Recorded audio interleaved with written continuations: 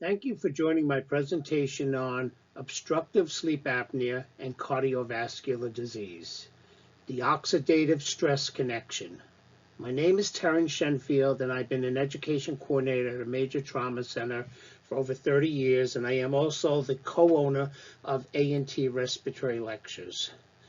When you think about obstructive sleep apnea, you don't put together the oxidative stress connection with it. And especially the fact that obstructive sleep apnea leads to cardiovascular disease. At the end of this presentation, you're going to know all about the connection between the two and ways to remedy it.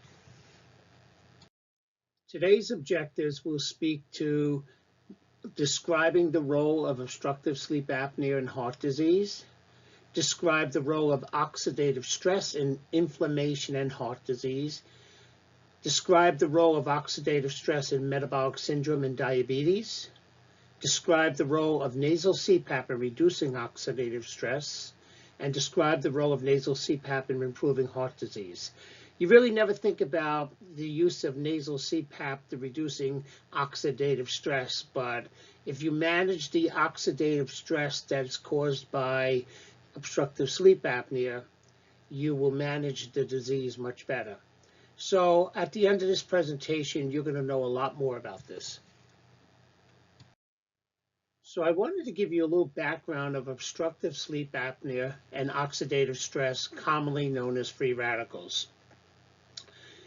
Obstructive sleep apnea is a frequent disease mainly impacting obese patients, and the major one causes repetitive collapse of the upper airways during sleep. The increased morbidity and mortality of OSA is mainly thought to be a consequence of the adverse effects of cardiovascular disease. So OSA and cardiovascular disease goes hand in hand. In this context, oxidative stress induced by nocturnal intermittent hypoxia has been identified to play a major role in this process.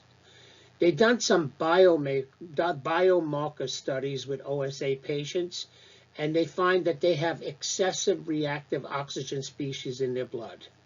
And this is caused by leukocytes. It's also, they've noticed, reduced plasma levels of nitrite and nitrates, which is an antioxidant.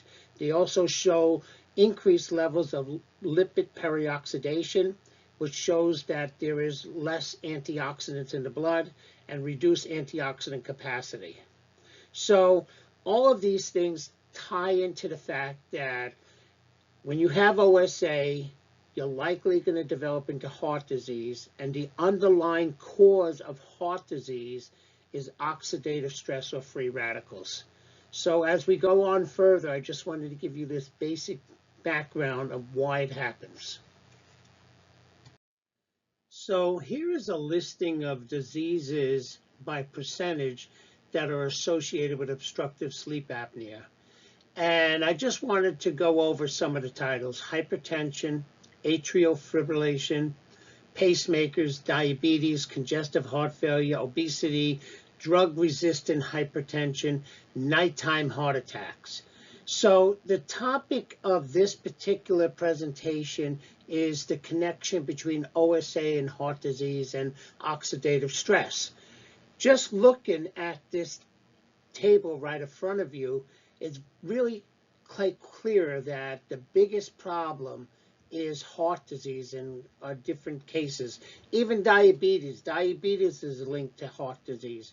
Obesity is linked to heart disease. So all of these cases all represent that the end product of obstructive sleep apnea, with its impact on free radicals, is that you're going to develop some form of heart disease that could potentially kill you.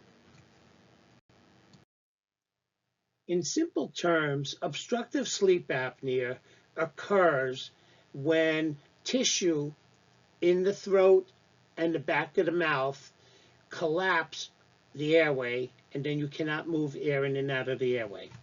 That is the basic cause. Now let me just show you. Normally, in normal breathing, let me just make this bigger. In normal breathing, which is here on the left, and then obstructive breathing on the right, You have air moving through the nose, you have air moving through the mouth, and it works its way right into the airway because you have no obstruction. But with sleep apnea and OSA, tissue around the airway, around the neck and the back of the mouth, collapses on the airway. So when you breathe in through your nose and you breathe in through your mouth, you still got the driving force to breathe, but air never makes its way into the airway. The problem with that is because this occurs many times during the need, because eventually you will breathe and then you'll gasp for air. They call that intermittent and recurrent pauses in breathing with intermittent hypoxia. This is the basic cause of obstructive sleep apnea, and this is also the starting point for a reactive airway disease. Public health and safety in the United States is threatened by the increasing prevalence of OSA patients. They guesstimate there's about 25 million adults in the United States who have some form of sleep apnea or obstructive sleep disease. They also feel that these are risk factors for type 2 diabetes, heart disease, high blood pressure, stroke, depression, and there's a whole list of other modalities going along with that. Also, they believe that 26% of all adults between the ages of 30 and 70 have sleep apnea. So this is becoming a universal problem here in the United States, and they believe the number one cause is the obesity. They believe that as we become a bigger and bigger country, and I'm not just talking about our population, as we become bigger and bigger, OSA cases are increasing.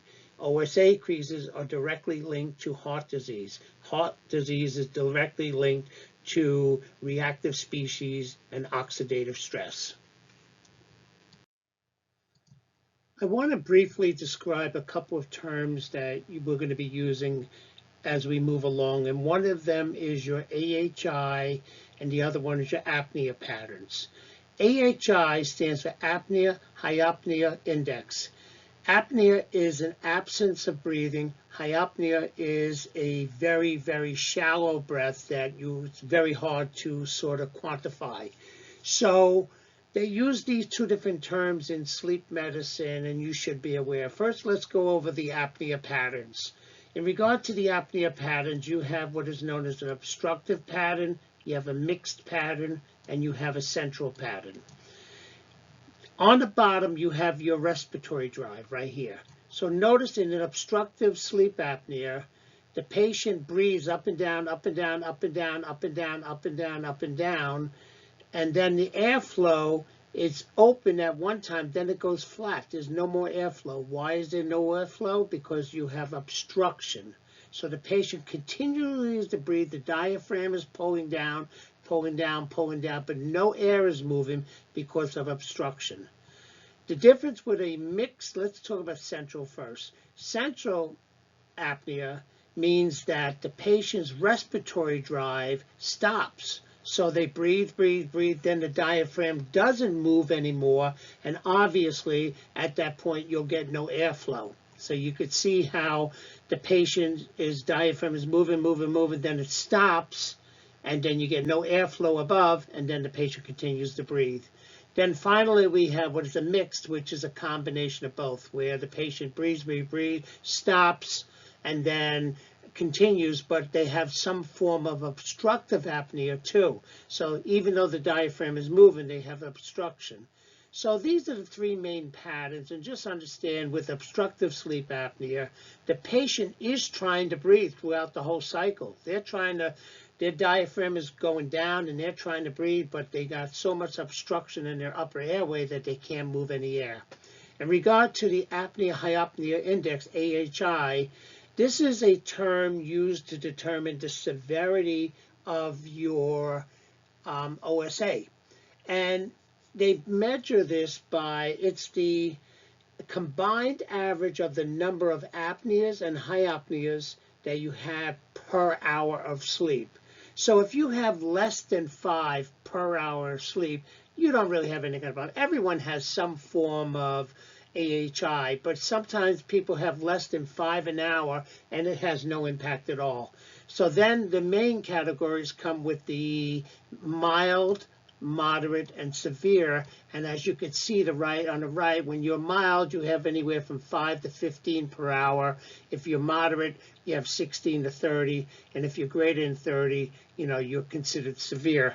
Now I'm going to get a little bit more into this on the next slide, but I just wanted to show you what the AHI is, what an apnea patterns are, obstructive versus central, and I wanted you to understand a little basics about that. I wanted to show you where they started realizing that obstructive sleep apnea was related to heart disease, and in this particular case, it was hypertension. The Wisconsin Sleep Cohort Study is in its 23rd year. This place has been pioneering sleep studies, and they came up with a dose-dependent relationship between the severity of sleep apnea and the risk of developing hypertension.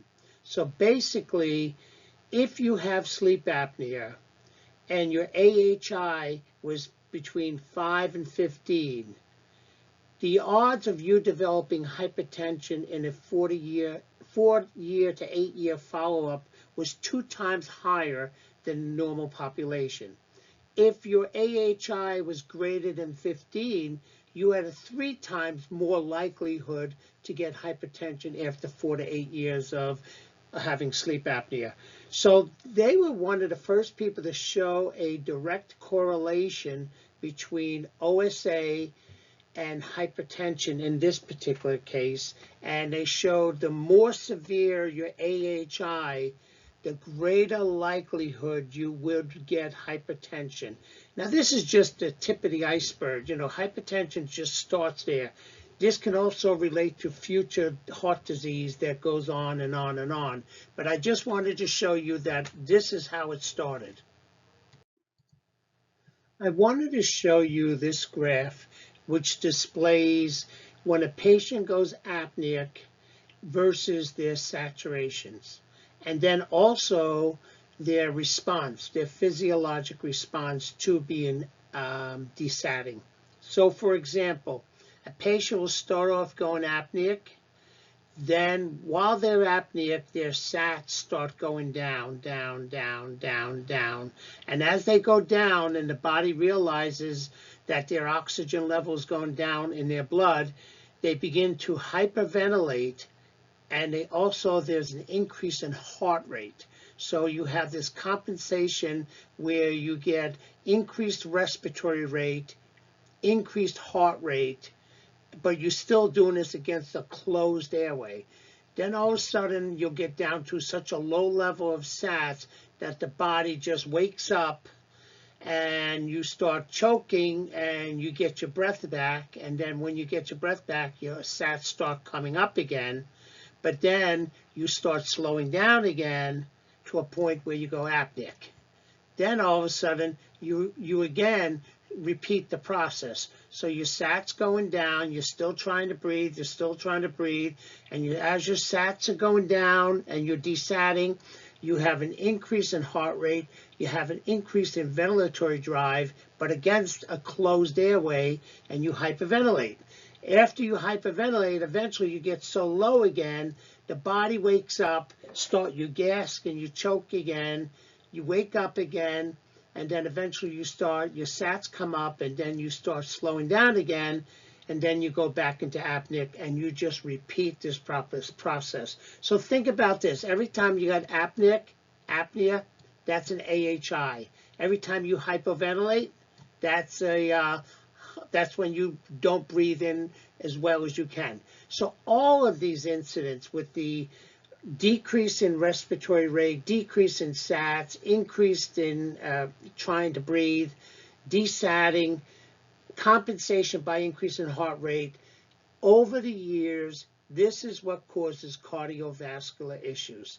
Now, this is telling you why it happens, but it doesn't get into the biological portion of that, which has a lot to do with free radicals and oxidative stress, which we're going to get to. But can you imagine someone with an AHI of 15 or 20, and this thing happens every hour. And the body and the heart rate goes up and your respiratory rate up, and then you desat, and then you choke and you wake up and you do the whole thing again. It's a mess. This is not good for your body. So this was an interesting study. They were looking at the relationship between snoring and hypertension. I just mentioned the relationship between obstructive sleep apnea and hypertension. So what do you think? Do you think there's a relationship between snoring and OSA? There is definitely a relationship. Studies have shown that people who snore really loud have potential to go into OSA. The defining part of this whole thing would be if someone is a very loud snorer and they feel sleepy during the day, they are probably going apneic at night.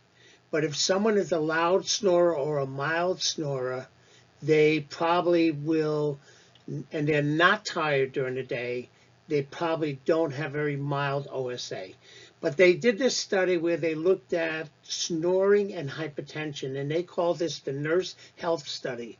And this was a study done from 1986 for 8 years, and they looked at 72,231 nurses between the ages of 40 to 65 who snored.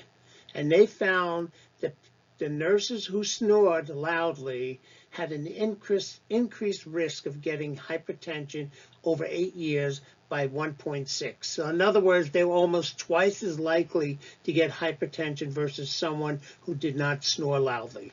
So there is a relationship between snoring and hypertension, and there's also a relationship between snoring loud and being tired during the day and OSA. Just a little more tidbit for information. I wanted to get into the reason why sleep apnea results in cardiovascular disease. This is a big theory, but it's probably correct. During the night, you have repetitive apneic events, and as a result of becoming apneic, you either develop hypercapnia or you develop hypoxia. So as a result of not breathing, not removing your CO2, you become hypercapnic. As a result of not getting oxygen, you become hypoxic. Both of those responses react on the chemoreflexes of the lung, which actually triggers the sympathetic nervous activity. So what happens is, because you're hypoxic, because you're hypercapnic, it triggers a sympathetic response, the fight or flight response, and what's the result of that is increase in blood pressure. That's a natural physiologic response to this.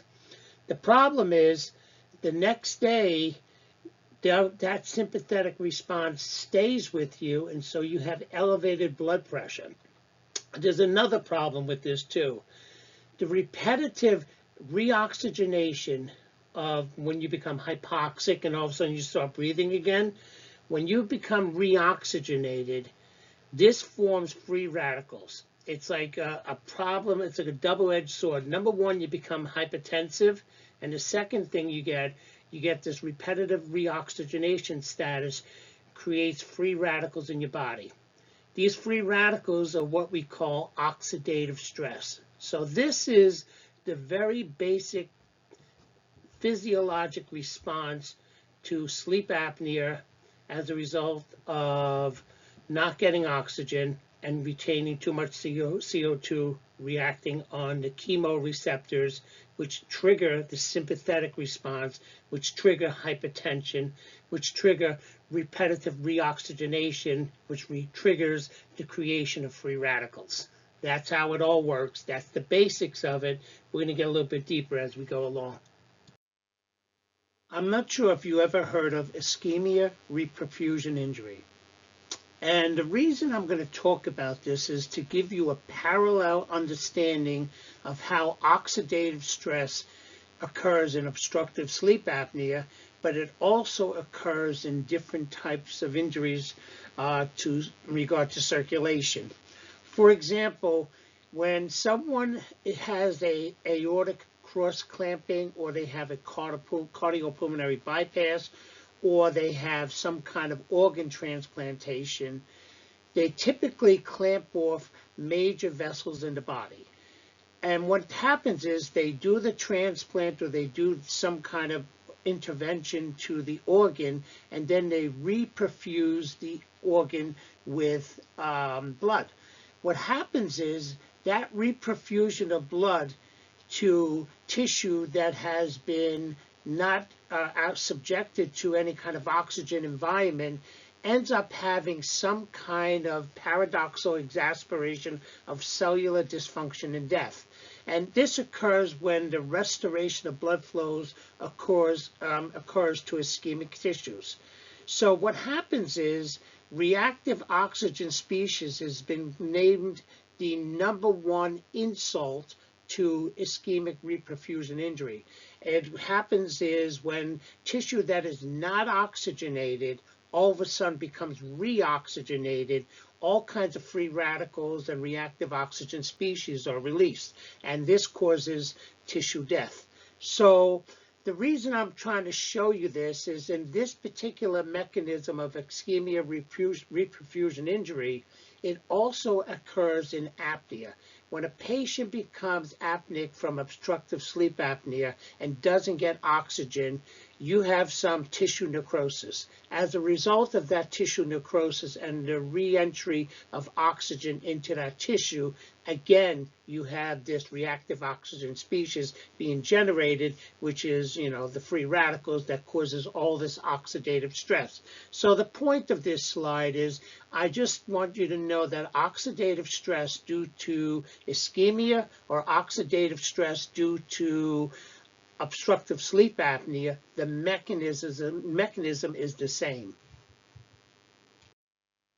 So let's talk about obstructive sleep apnea and oxidative stress.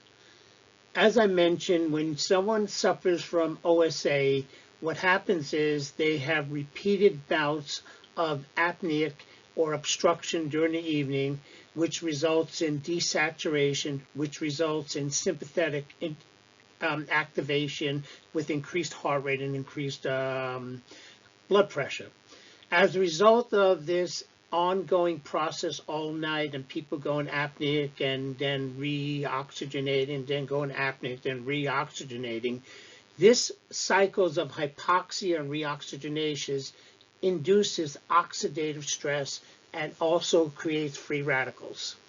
Free radicals can damage cellular functions. There's many different pathways in which it works, such as it activates inflammatory immune responses, so it could decrease your immunity. It could also increase inflammation. This free radical damage actually facilitates endothelial cell injury and dysfunction, which leads to heart disease and atherosclerosis. Also, these conditions of hypoxia, reoxygenation during the evening over the long run will lead to many other cardiovascular diseases. So oxidative stress is really, really important to manage. So when you use CPAP, actually it works so well in reducing oxidative stress.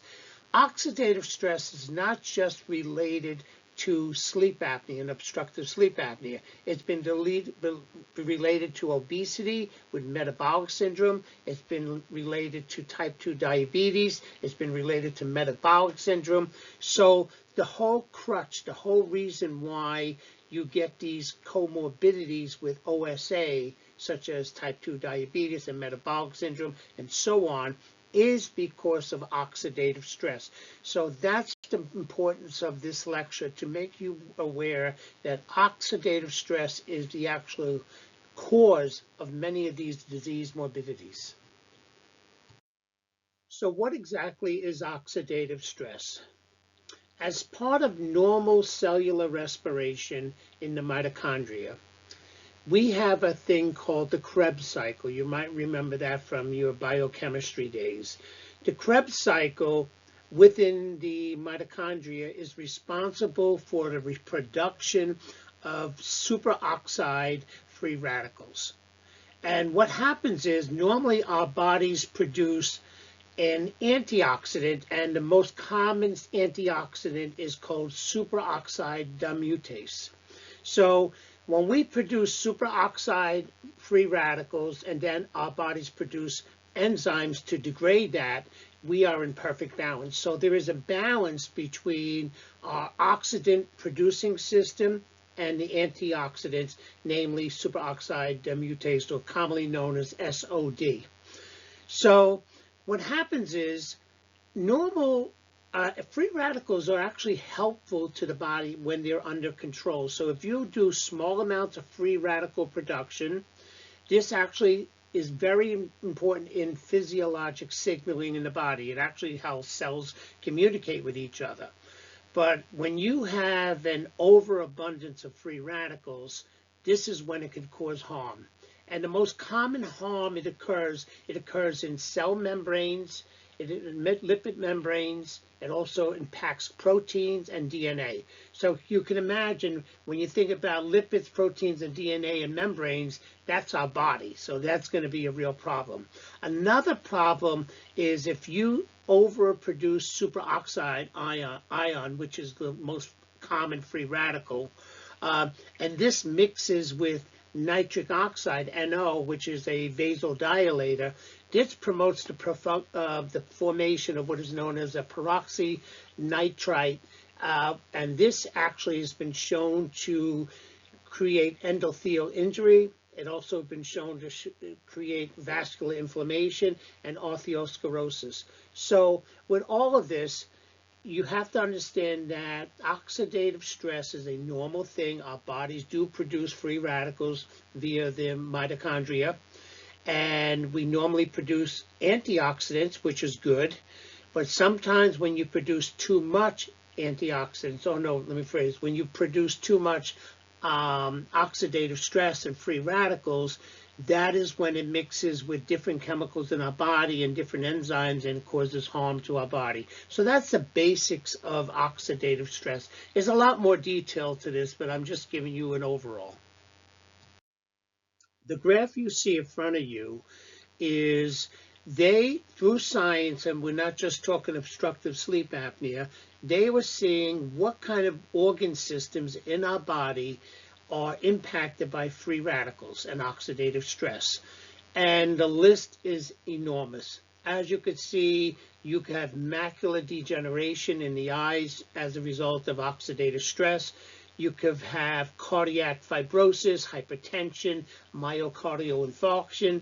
You could have skin aging, dermatitis. You could have chronic kidney disease and liver disease.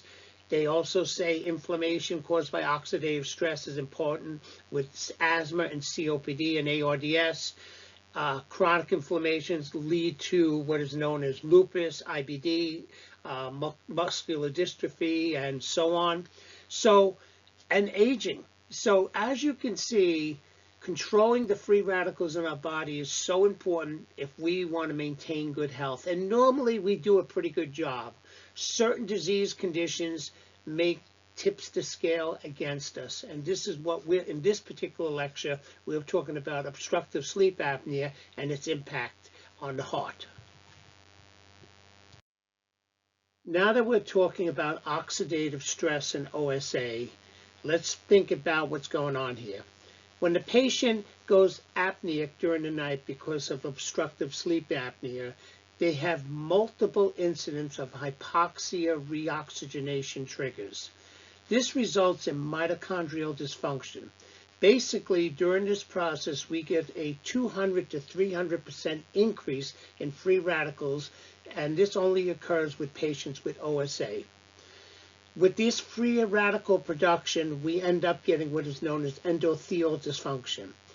And this is caused by the reaction of a superoxide free radical with nitric oxide. Nitric oxide is a good vasodilator for our body, but when it mixes with superoxide, it creates a bad molecule.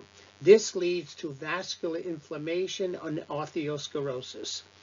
Our bodies try to fight this off by producing these two enzymes that will reduce the free radicals in our body. One is called xanthine oxidase, and the other one is endothelial nitric oxide synthase. Both of these enzymes are used to reduce the likelihood of damage from free radicals. The problem is we don't produce enough of them. And here's the funny part. Do you know that nasal CPAP or CPAP that we could use for patients with OSA actually reduces free radical production? They have done tests with patients who are on CPAP devices during the night, and then they did some blood work on them, and actually this reduces free radical production. Why? Because it reduces the hypoxia reoxygenation process. So CPAP, besides just making you feel a little bit better during the day and more awake, actually prevents oxidative stress. Preventing oxidative stress prevents so many different comorbidities in the body, including heart disease. So let me give you a little background on some very common free radicals in the body. And namely, we have the superoxide, which is the most abundant, which is a copy of the image we have up here. That's a superoxide ion, especially the one on the right, the one right down here. That's a superoxide ion. Then we have hydrogen peroxide, and then we have what is known as a hydroxyl radical. These three radicals can wreak havoc in the body if they're overly produced. On the bottom, we have a normal oxygen molecule, and a normal oxygen molecule will have one electron in the first shell, another electron here, and then it'll have 6 more electrons on the outer shell. So it's basically 2 on the inner shell and 6 on the outer shell. What happens when an oxygen molecule becomes a free radical, one of these electrons right here are stripped away. So it's taken away from the oxygen. Another word for that is called it's being reduced. And it's being reduced, and then what is done happens is it creates this free radical. Most abundantly is a superoxide free radical, which has this molecular shape here on the right, which I just showed you before. So that's the basics of it. We're not going to go too much into the chemistry of this, but what happens is an electron from the outer shell is removed. The oxygen molecule becomes unstable, and it wants to bind with another oxygen, and the most common thing that happens, we get this superoxide, which is a free radical, which can wreak some havoc on the body. And all of this is produced under the terms of OSA and other conditions. There's a direct relationship between obesity and OSA. Obesity is one of the major risk factors for cardiovascular disease. Of the OSA patients, typically anywhere from 60 to 90% of them are obese. And the problem is, the more the patient gains weight, the more it impacts the severity of OSA. Some of the common reasons why obesity impacts OSA are as follows. Basically, fat is deposited around the upper airway. Also, there's reduced tracheal traction. And then sometimes the airway is basically gets misshaped and misaligned. And then fat deposits around the upper airway muscles. For all these reasons, this leads into OSA. And then when you have OSA and you have obesity, a lot of times you end up getting insulin resistance, and you get all these other comorbidities. So obesity and OSA have a direct relationship with each other, and if the patient loses weight, the risk of OSA markedly decreases. So you have to keep on top of that. So I thought I'd give you a term you may not have heard about, and it's called Syndrome Z. And basically, they came up with this term to describe the interaction between certain conditions and OSA. For example, they notice that most patients who have OSA, obstructive sleep apnea, also have some form of hypertension, they have some form of central obesity, insulin resistance, or metabolic syndrome. So basically what they did is they called the collaboration of all these comorbidities with OSA as Syndrome Z. So, so now you know. That was my whole point here. I just wanted you to describe what Syndrome Z is, and it's basically an interaction of all those listed above. As mentioned in the previous slide, when a patient has obstructive sleep apnea and they have obesity and they have metabolic syndrome, this is labeled Syndrome Z. So the point with obesity and metabolic syndrome and OSA is that there's tremendous amount of oxidative stress which correlates with body mass index. So if your BMI is high, your oxidative stress levels are high. So basically, they've done some blood tests with patients who are obese, and they found that they have systemic oxidative stress markers within the blood test that were really high. The patients who are most at risk have a BMI greater than 30, and also they found that fat accumulation was closely related with markers of systemic oxidative stress. So the point here is that as people get heavier and overweight and their BMI gets higher and they happen to have some form of metabolic syndrome and they happen to have OSA, the oxidative stress levels in their body skyrockets, and this is really a bad thing for these patients. So obviously, CPAP, but diet also helps with these population. Let's talk more about oxidative stress and obesity. The reason I'm mentioning this is because oxidative stress, that which is caused with obesity, actually leads to inflammation and then eventually heart disease such as atherosclerosis. When we think about metabolic syndrome, there are three different parts to it. There's hypoglycemia, too much blood sugar, dyslipidemia, and hypertension and obesity. All of these are risk factors for inflammation and atherosclerosis. So I'm tying in how oxidative stress and heart disease go hand in hand. Also, oxidative stress may contribute to diabetes. Numerous studies have shown that oxidative stress can be one of the co-founders in diabetes. Basically, oxidative stress impairs glucose uptake in the muscle and fat cells. Also, it decreases insulin secretion from pancreatic beta cells. So all of these things lead to inflammation.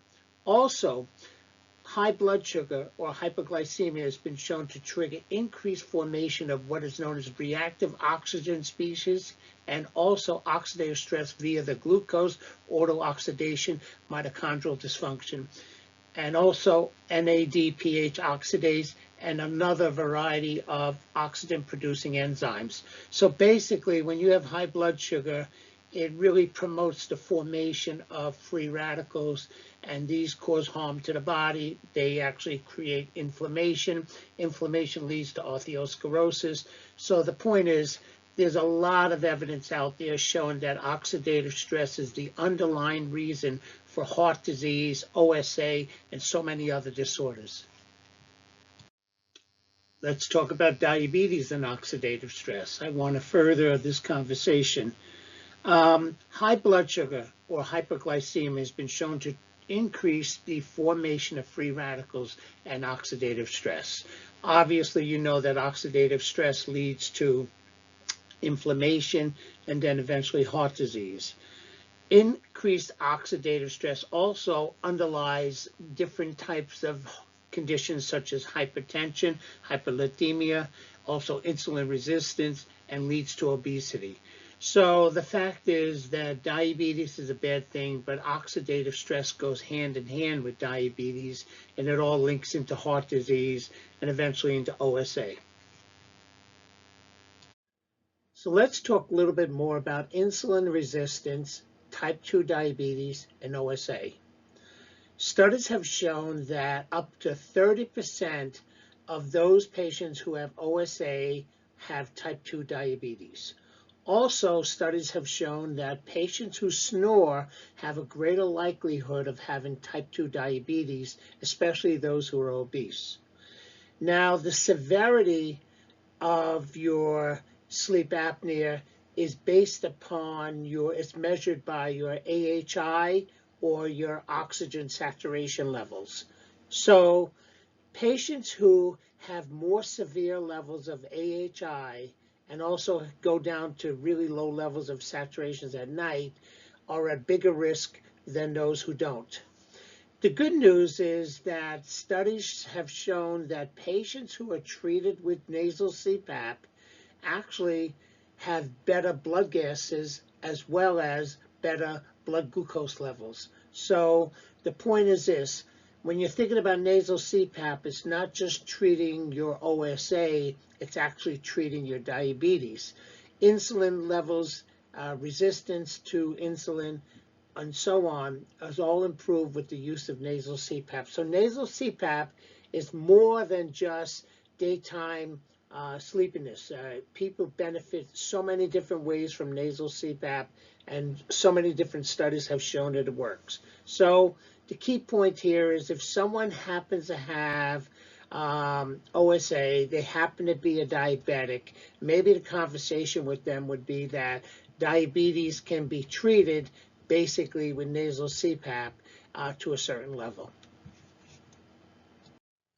So this slide is a summary slide of how obstructive sleep apnea and intermittent hypoxia relates to heart disease. And the way it works is patients who have OSA and intermittent hypoxia, and they happen to be obese, what happens is, due to this, they have high levels of oxidative stress right here. This oxidative stress leads to inflammation. The inflammatory process of oxidative stress actually increases the production of adhesion molecules, increases the production of cytokines, increases the platelet and endothelial aggregation to the cells. What happens is at this point is this all leads into endothelial dysfunction, which we have right here. And endothelial dysfunction leads into atherosclerosis, which is heart disease. So through these inflammatory processes of OSA and intermittent hypoxia, as well as obesity, as well as dyslipidemia and hypertension and diabetes, all of these things creates inflammation. Inflammation again leads to endothelial dysfunction, and that in turn leads to atherosclerosis. So this is a summary slide of all the interactions that occur as a result of oxidative stress. I think you're going to find this slide kind of interesting too. During the sleep heart health study, which consisted of multiple centers and thousands of people, they looked at the relationship between dyslipidemia and OSA. And they found that patients who had OSA also had increased cholesterol, increased triglycerides, and decreased HDLs.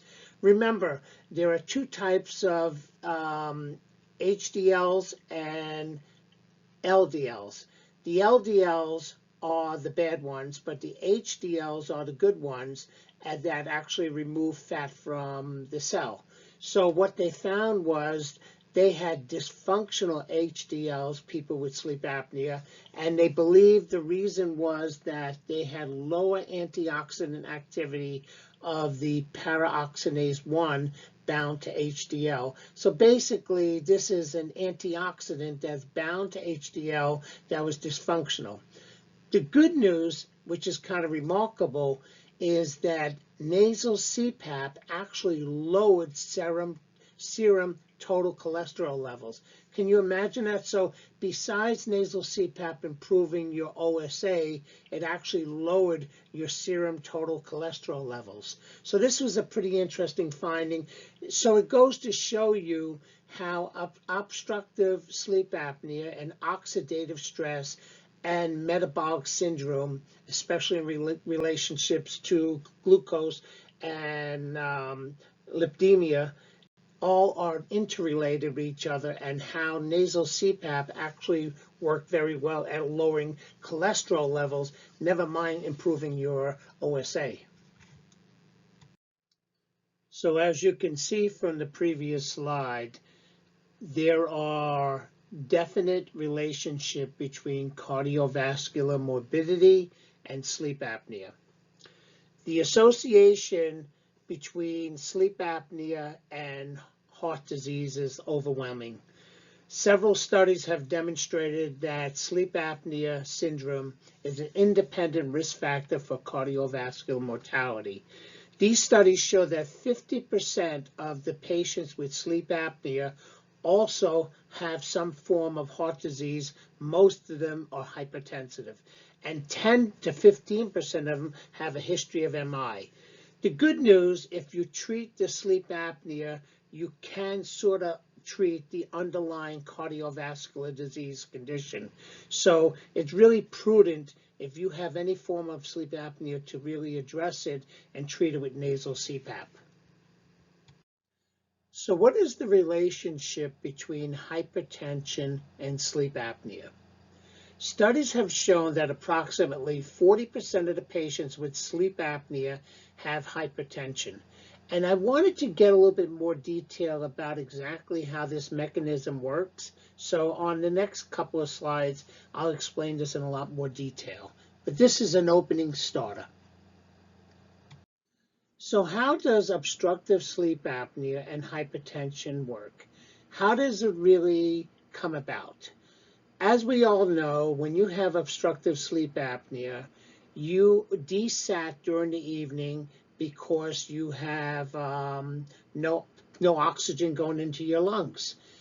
And also remember that you're trying to breathe. When you have obstructive sleep apnea, your diaphragm is pulling down, but you cannot bring no fresh air in there. So this causes changes in your intrathoracic pressures. So due to repetitive changes in your oxygen saturation, because if you're not getting fresh oxygen, you're going to desat, and because you have large swings in intrathoracic pressures, because you're trying to breathe against an obstructed airway, these has some kind of physiologic response. And the physiologic response basically is triggered by your sympathetic nervous system. So at this point, when you're trying to breathe against an obstructed airway, and because you desat, you get what is known as the fight or flight response. So what happens during this time, the body releases all kinds of hormones to, it puts you in a sympathetic tone. So basically your heart rate goes up, your blood pressure goes up intermittently as a response of this sympathetic response. The problem is, when you have these repeated bouts of sympathetic responses where your heart rate goes up and your blood pressure goes up, and all of a sudden your airway opens up and you're back to normal, and then you fall asleep and then you go back into this, you again have all these repetitive changes in oxygen saturation, as well as the changes in intrathoracic pressures. These all stimulate the sympathetic response to that, which releases all kinds of stress hormones, adrenaline being the top one of them. As a result of these increase in blood pressure, increase in heart rate, when you really have nothing wrong, you're really not doing nothing but sleeping, this causes so much kind of problem and changes to your heart rate and your blood pressure that it gives long-term complications, such as a form of hypertension. So hypertension is caused with obstructive sleep apnea when you have these repeated bouts of sympathetic tone, where you get released hormones of adrenaline, where your heart rate goes up, your blood pressure goes up, and really there's nothing going on in your body. You're trying to sleep, but you happen to have obstruction at this time. This sort of puts this kind of repetitive sympathetic tone, puts strain on the heart and the vessels, and that's what leads to an increased heart rate, increased blood pressure, and potentially hypertension. So that's how it basically works.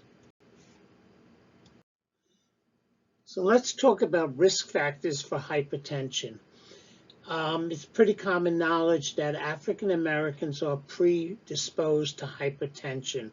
And they were looking for reasons for that. And what they come up with is some genetic differences between Caucasians and African Americans in regard to hypertension.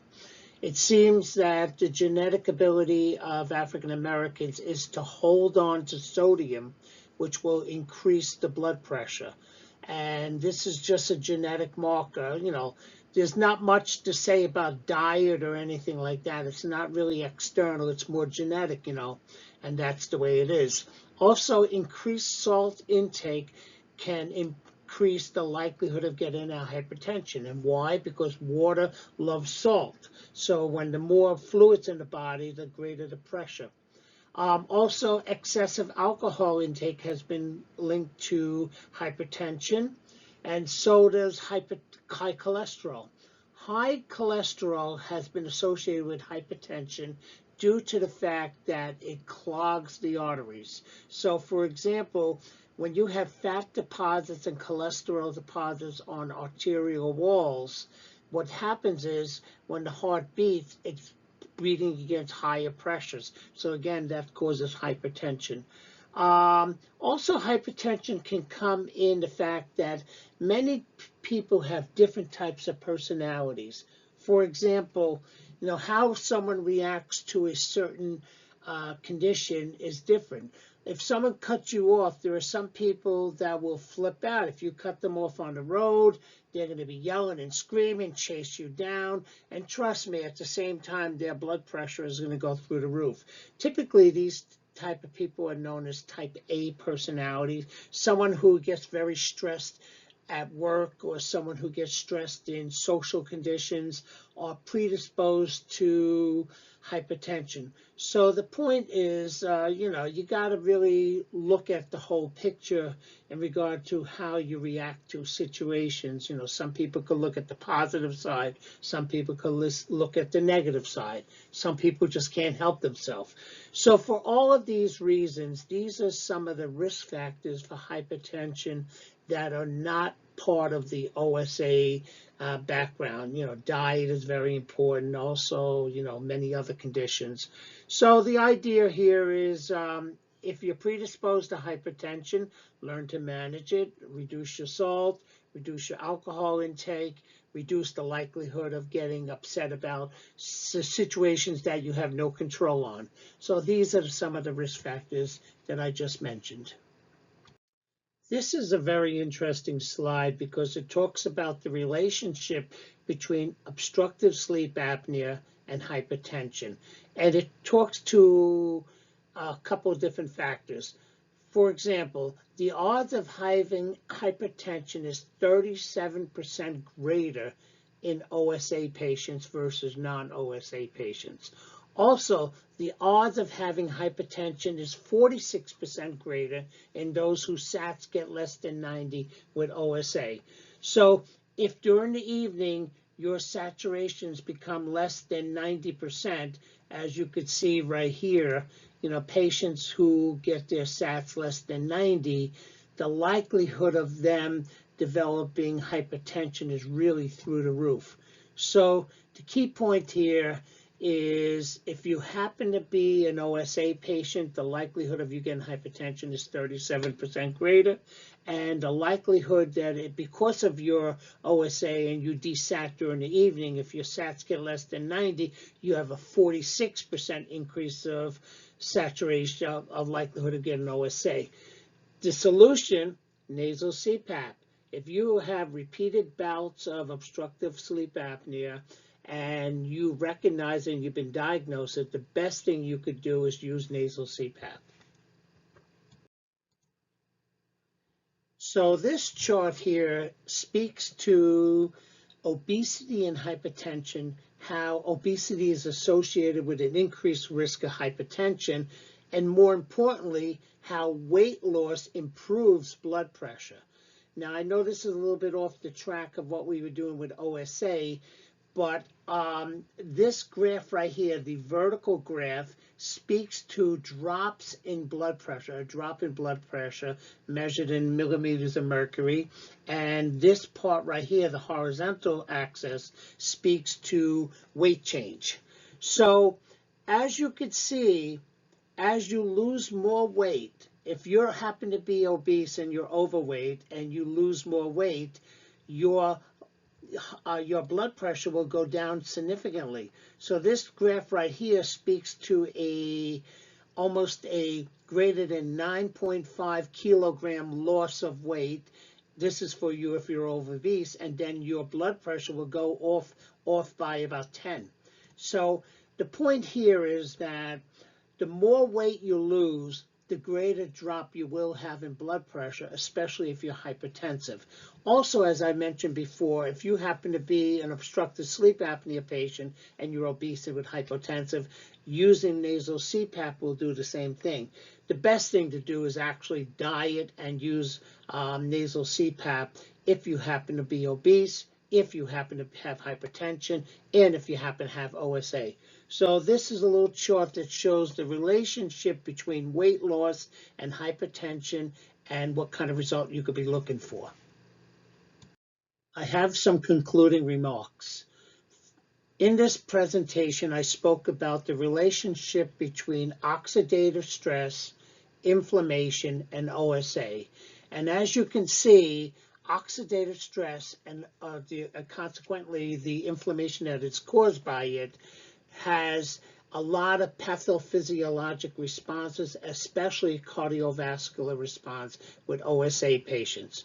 So from what you could see, OSA impacts more than just your breathing. You're just more than daytime sleepiness. It could impact your cardiovascular system. So the key point is you really got to, if you happen to have OSA, treat it. Treat it with nasal CPAP.